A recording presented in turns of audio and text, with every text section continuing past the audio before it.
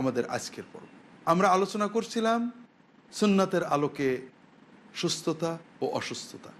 এ পর্বে আমরা অসুস্থের প্রতি অন্যদের দায়িত্ব আলোচনা করব, যা বিগত পর্বে আমরা শুরু করেছিলাম। আমরা দেখছিলাম আল্লাহ তাআলা কিয়ামতের দিন আদম সন্তানকে বলবেন, ইয়াবনা আদম মারিত্তু ফালাম তাউদনি, হে আদম সন্তান, আমি অসুস্থ হয়েছিলাম, তুমি দেখতে যাওনি। আদম সন্তান বলবে, আল্লাহ আপনি রব্বুল আলামিন কিভাবে দেখব? আল্লাহ বলবেন, আমার অমুক বান্দা অসুস্থ হয়েছিল, তুমি যদি তাকে দেখতে যেতে তাহলে সেখানে আমাকে পেয়ে যেতে। ইয়াবনা আদম ইসতাতআমতুকা ফালাম তুতঈমনি, আদম সন্তান, তোমার কাছে আমি খাদ্য চেয়েছিলাম, তুমি আমাকে খাদ্য দিয়েছিলে না। আদম সন্তান বলবে, কাইফা উতঈমুকা ওয়া আনতা রাব্বুল আলামিন, আপনি রাব্বুল আলামিন, আপনাকে খাওয়াবো কি করে? আলাম তাআলাম আন্না আবদি ফুলানান ইসতাতআমাকা ফালাম তুতঈমহু ফালাউ আতআমতাহু লাওয়াজাদতা যালিকা ইনদি, আমার অমুক বান্দা তোমার কাছে খাদ্য চেয়েছিল, তুমি দিয়েছিলে না। তুমি যদি তাকে খাদ্য দিতে তাহলে সেই খাদ্যের সবটা আমার কাছে এসে পেয়ে যেতে। ইয়াবনা আদম ইস্তাসকাইতুকা ফালাম তাসকিনি, আদম সন্তান, তোমার কাছে পানি চেয়েছিলাম, তুমি আমাকে পানি দিয়েছিলে না, পানি পান করিয়েছিলে না। বান্দা একইভাবে বলবে যে আপনি রাব্বুল আলামিন, আপনাকে কিভাবে পান করাবো? আল্লাহ তাআলা বলবেন, আলাম তাআলাম আন্না আবদি ফুলানান ইস্তাসকাকা ফালাম তাসকি লাউ সাকাইতাহু লাওয়াজাদতা যালিকা ইনদি, আমার অমুক বান্দা তোমার কাছে পানি চেয়েছিল, পানি পান করতে চেয়েছিল, তুমি তাকে পানি দাওনি। তুমি যদি তাকে পানি দিতে তাহলে সেই পানির সওয়াব তুমি আজকে আমার কাছে পেয়ে যেতে। দর্শক, তাহলে মানুষের সেবায় মানুষকে সাহায্য করা অবহেলা করলে এজন্য আল্লাহ কিয়ামতে আমাদেরকে জবাবদিহি করবেন। তার অন্যতম বিষয় হলো অসুস্থকে দেখতে যাওয়া। যে কোনো অসুস্থ মানুষ, তাকে দেখতে যাওয়ার ভিতরে কত বরকত রয়েছে আল্লাহ রাসূল সাল্লাল্লাহু আলাইহি ওয়াসাল্লাম বিভিন্ন হাদিসে আমাদেরকে শিখিয়েছেন। মান আদা মারিদান মা জালা ফি খুরফাতিন মিনাল জান্নাহ, যদি কেউ অসুস্থ মানুষকে দেখতে যায়, সে জান্নাতের বাগানে বিচরণ করতে থাকে। মুসলিম শরীফের হাদিস।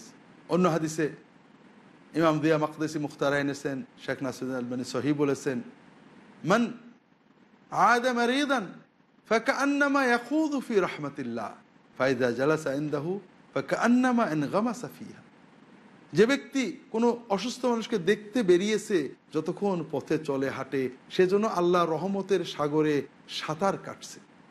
আর যখন ওই অসুস্থ মানুষটার পাশে যেয়ে বসে গেল, সেজন্য আল্লাহর রহমতের ভিতরে ডুব মারল। সুনানে তিরমিজি অন্যান্য গ্রন্থে সহিহ হাদিসে আল্লাহ রাসূল সাল্লাল্লাহু আলাইহি ওয়াসাল্লাম বলছেন, মান আদা মারিদান গুদওয়া সাল্লা আলাইহি সাবউনা আলফা মালাকিন হাত্তা ইউমসি ওয়া মান আদা মারিদান মাসাআন মামসা আও আশিয়া সাল্লা আলাইহি সাবউনা আলফা মালাকিন হাত্তা ইউসবিহ, যদি কেউ সকাল দিকে, গুদওয়া সকাল থেকে দুপুরের আগ পর্যন্ত সময়, যদি কেউ সকালের দিকে কোনো অসুস্থ মানুষকে দেখতে যায়, মারিদান, যে কোনো অসুস্থ মানুষকে দেখতে যায়, শুধু দেখতে যায়, একটু দেখে আসে, সন্ধ্যা পর্যন্ত ৭০,০০০ ফেরেশতা তার জন্য দোয়া করতে থাকে। আর যদি কেউ বিকালে এভাবে কাউকে দেখতে যায়, সন্ধ্যায় কাউকে দেখতে যায়, পরদিন সকাল পর্যন্ত, শবে সাদেক পর্যন্ত ৭০,০০০ ফেরেশতা তার জন্য দোয়া করতে থাকে। সম্মানিত দর্শক, কত বড় মহান পুরস্কার! অসুস্থ ব্যক্তি যখন অসুস্থ হন, তার মনটা দুর্বল হয়ে যায়, তিনি একা হয়ে যান, হয়তো বাইরে যেতেও পারেন না। যখন তার আশেপাশের মানুষেরা তাকে দেখতে যায়, তার ভিতরে মনটা শক্তিশালী হয়ে ওঠে, না, সমাজে আমার মূল্য আছে, মানুষ আমাকে ভালোবাসে, মানুষ আমার জন্য দোয়া করে, তার মনের শক্তি বাড়ে, সুস্থ হওয়ার প্রেরণা পান তিনি। আল্লাহ তাআলা আমাদের দায়িত্ব দিয়েছেন এই কাজটা করার জন্য। অসুস্থকে দেখতে যাওয়া, তার পাশে বসা, ফল ফুল নিয়ে যাওয়ার কথা তো বলেননি রাসূলুল্লাহ সাল্লাল্লাহু আলাইহি ওয়াসাল্লাম, কোনো খরচ করতেও বলেননি। একটু দেখতে যাওয়া, একটু দেখার পরে দোয়া করার কথা হাদিস শরীফে এসেছে। পারলে দোয়াগুলো করা, নইলে সান্ত্বনা দেওয়া, কেমন আছে বলা, এগুলোই তো যথেষ্ট।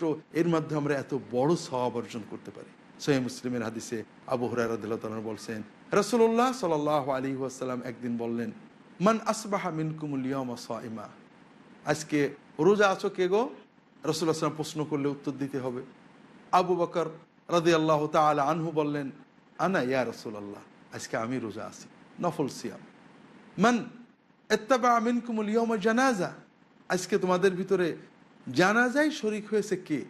কোনো মুমিন মারা গিয়েছেন, তার জানাজার সালাতে শরিক হয়েছে, এমন কে আছো?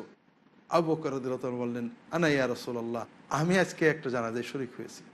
মান আতআমা মিনকুমুল ইয়াওমা মিসকিনা, তোমাদের ভিতরে আজকে একজন দরিদ্রকে অন্তত সাহায্য করেছো, খাদ্য দিয়েছো, খাওয়ার ব্যবস্থা করেছো, এমন কে আছো? আবু বকর রাদিয়াল্লাহু তাআলা আনহু বললেন, আনা ইয়া রাসূলুল্লাহ, আমি এটা করেছি আজকে।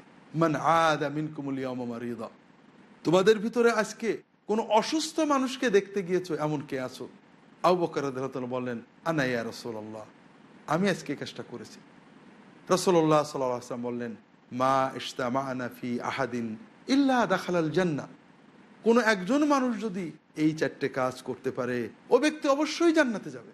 দর্শক, আমরা দেখছি এর ভিতরে 3টে কাজই বান্দা মানুষ কেন্দ্রিক।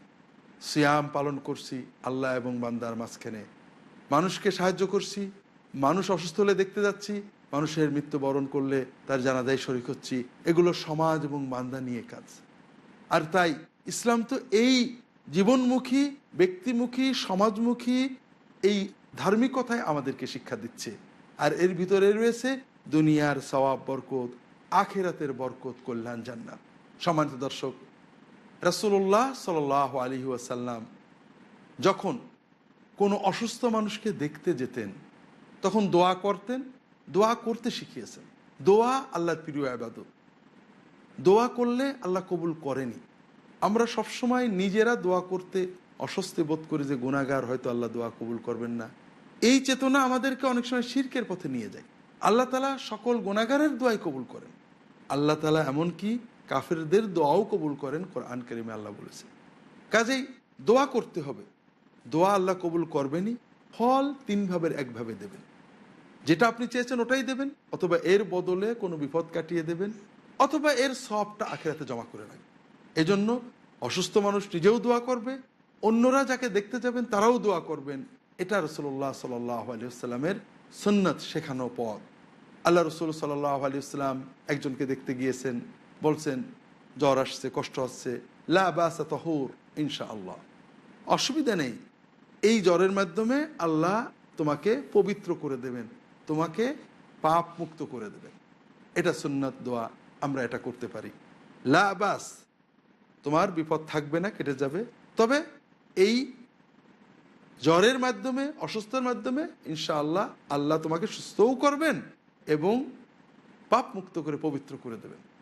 আল্লাহ রসুল সাল্লাল্লাহু আলাইহি ওয়াসাল্লামের কাছে এসে কেউ যদি শরীরে কোনো ব্যথা বা ক্ষত ইত্যাদির কথা বলতো, অনেক সময় তিনি বিসমিল্লাহ মুখের লালা নিয়ে মাটিতে হাত দিয়ে ওখানে হাতটা রেখে দোয়া করতেন, বিসমিল্লাহ তুরবাতু আরদেনা বেরিকে বাদেনা ইয়েশফি বাদানা বিইذনি রব্বিনা, দোয়া করতেন।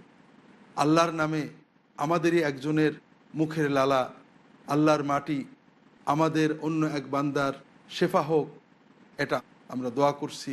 এভাবে তিনি দোয়া করতেন। আল্লাহ রসুল সাল্লাল্লাহু আলাইহি ওয়াসাল্লামের পরিবারের কেউ অসুস্থ হলে, আশেপাশের কেউ অসুস্থ হলে গায়ে হাত বোলাতেন এবং বলতেন, আল্লাহুম্মা রাব্বান নাস আযহিবিল বাস ওয়াশফি আনতাশ শাফি লা শিফাআ ইল্লা শিফাউক। আল্লাহ, আপনি মানুষের প্রতিপালক, রব্বুল আলামিন, এই রোগ ব্যাধি কষ্টটা দূর করে দেন এবং আপনি পূর্ণ সুস্থ করে দেন। আপনিই তো সুস্থতা দানকারী, আপনার দেওয়া সুস্থতা ছাড়া কোনো সুস্থতা নেই। আপনি এমনভাবে সুস্থ করে দেন যে আর কোনো রোগের কিছুই যেন না থাকে, পূর্ণ সুস্থতা দান করেন। রাসূলুল্লাহ সাল্লাল্লাহু আলাইহি ওয়াসাল্লাম দোয়া করতেন, হাত বুলিয়ে দোয়া করতেন। এক্ষেত্রে লক্ষণীয়, দোয়ার সাথে ফু দিতেন, এরকম হাদিস শরীফে আমরা দেখি না। দোয়া পড়তেন, জোরে পড়তেন বলে বোঝা যায়, যেন আমি পড়ছি, শুনছি, যার জন্য পড়ছি তিনিও শুনছেন। দোয়া আমাদের অন্তরে তাসির করছে, আল্লাহর কাছে দোয়াটা চলে যাচ্ছে। অন্য হাদিসে আসছে রাসূলুল্লাহ নিজেও করতেন, আবার সাহাবীদেরকে শিক্ষা দিয়েছেন, মান আদা মারিদান লাম ইয়াহদুর আজালুহু ফাকালা ইনদাহু সাবআ মাররাত আসআলুল্লাহাল আযীম রাব্বাল আরশিল আযীম আইয়াশফিয়াকা ইল্লা শুফিয়া বিইذনিল্লাহ আও কামা ক্বালা সাল্লাল্লাহু আলাইহি ওয়াসাল্লাম। যদি কেউ কোনো অসুস্থকে দেখতে যায়, তার কাছে যে 7 বার বলবে, আসআলুল্লাহাল আযীম, মহান আল্লাহর কাছে চাচ্ছি, রাব্বাল আরশিল আযীম, যিনি আরশে আজিমের রব, আইয়াশফিয়াকা, যেন তোমাকে সুস্থ করে দেন, এটা 7 বার বলবে। তাহলে যদি ওই ব্যক্তির হায়াত থাকে, মৃত্যু এসে না থাকে, তাহলে আল্লাহ সুস্থ করে দেবেন। এখানেও এটা পড়ে ফু দেওয়া এগুলো রাসূলুল্লাহ সাল্লাল্লাহু আলাইহি ওয়াসাল্লাম বলেননি, এটা তার কাছে পড়তে হবে। আর হাদিসের আলোকে জোরে জোরে পড়ার কথাটাই বোঝা যায়, অথবা মনে পড়লো এটা পড়তে হবে, এটাই রাসূলুল্লাহ সাল্লাল্লাহু আলাইহি ওয়াসাল্লাম বলেছেন। এভাবেই বিভিন্ন হাদিসে আমরা দেখছি রাসূলুল্লাহ সাল্লাল্লাহু আলাইহি ওয়াসাল্লামের কাছে কেউ অসুস্থ তার কথা বললে, অথবা রাসূলুল্লাহ সাল্লাল্লাহু আলাইহি ওয়াসাল্লাম কাউকে দেখতে গেলে তার জন্য দোয়া করতেন। যেমন